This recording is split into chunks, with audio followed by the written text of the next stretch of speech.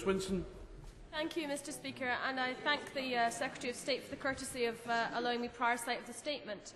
I'm sure we're all dismayed by the appalling mess of the Scottish elections, especially as it became clear that as many as 1 in 20 people that went out to vote in Scotland were unable to make their voices heard. And so I very much welcome the review the Secretary of State has outlined to look at the contentious aspects of the spoiled ballots, the postal voting and the electronic counting. And I would urge that this is done in as transparent and public a way as possible to command confidence. But does the Secretary of State agree that with this new voting system, new counting system and new ballot paper designed for the old system, the blame for the chaos has been attributed to each of these changes, but we actually must wait for the review to understand properly where the problems lay and not fall into the trap of tarring all reforms with the same brush? I would like to know if the Secretary of State and the Scotland Office looked and tried to learn from the GLA report into the 2004 elections, because they reported very similar problems with the postal voting as what was experienced in Scotland this time round. And surely we shouldn't be making the same mistakes again that have already happened in the past. So will he give a guarantee that the results of this review will be shared across government?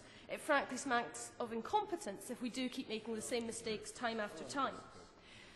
In the newspapers, there has been a lot of speculation about the private companies that have been involved in the running of the elections, both in terms of the postal voting and also in terms of the e-counting. And obviously, some people have tried to suggest that is where the blame lies.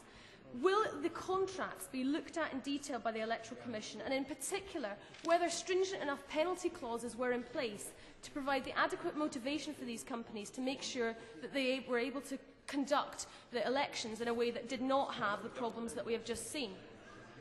Given the evidence from the experts, the single ballot paper was the best option. Will the Commission be reviewing the adequacy of the testing that it itself carried out? Because it seems that may not have been robust enough to identify the scale of the problems that were then found. Elections should not be run for the convenience of returning officers or political parties. We must remember that it's the voters who are the most important. So I hope that the Commission will be actually interviewing voters, particularly those who were confused by this system, to understand where their problems lay. And particularly, there has been anecdotal evidence of confusion by the SNP slogan Alex Salmond for First Minister on the ballot paper, that some people have been confused between the party and the personal votes. Will that issue be looked into as well? And finally, when this report is published, will the government invite all political parties and stakeholders to comment on the results and seek to build a consensual way forward, in particular to avoid cherry-picking recommendations from the report? It's in everyone's interests for the problems to be identified and the solutions to be found, because if elections to have legitimacy and the credibility of our democracy is to be preserved, this is absolutely vital. Mr Speaker, let me seek to answer the points that have been put by the Honourable Lady.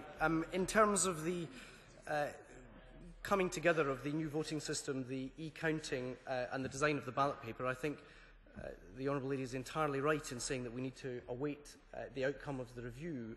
We do need to try and have a clearer sense as to the relative contribution that different potential elements that created the difficulties on Thursday and Friday led to. On her second point in terms of the GLA elections, I am certainly aware that there was investigations in relation to DRS's performance at the GLA elections, because it was the same contractor who were responsible for that. And my understanding is that the performance of DRA was considered in the GLA elections as part of the procurement process. In relation to the other points that she raised on postal voting, it is certainly the case that I've already been in touch with Sir Neil Mackintosh and requested that this issue of postal voting be considered as part of the review that needs to be carried out.